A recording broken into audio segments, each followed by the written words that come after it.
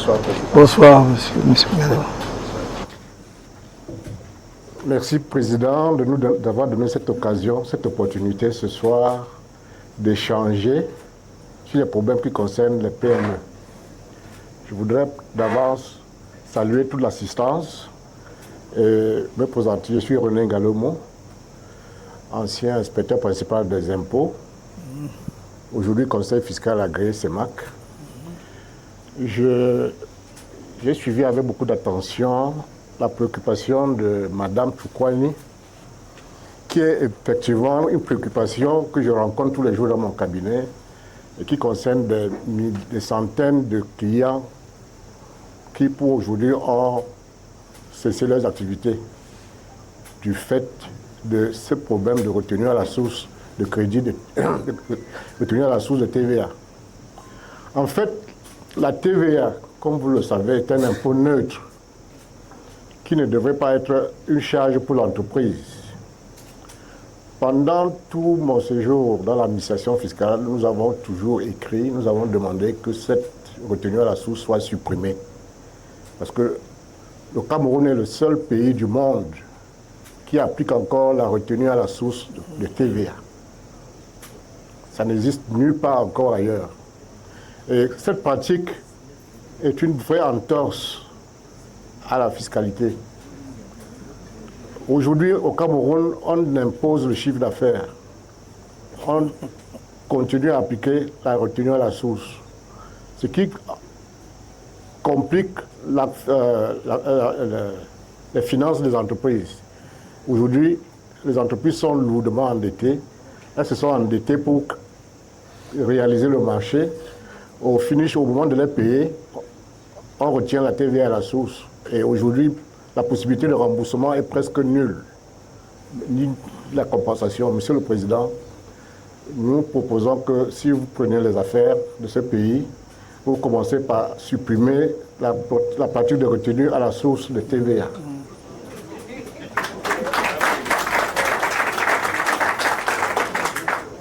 Monsieur le Président, nous proposons que si vous prenez ce pays, la charge de ce pays, que les impôts ne se calculent plus sur le chiffre d'affaires, mais plutôt sur le bénéfice. Oui, c'est normal.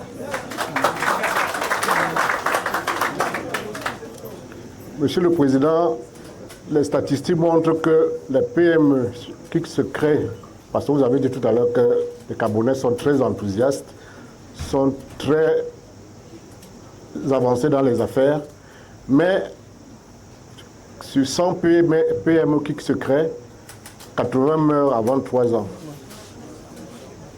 Quand vous cherchez les raisons, les impôts y sont pour beaucoup.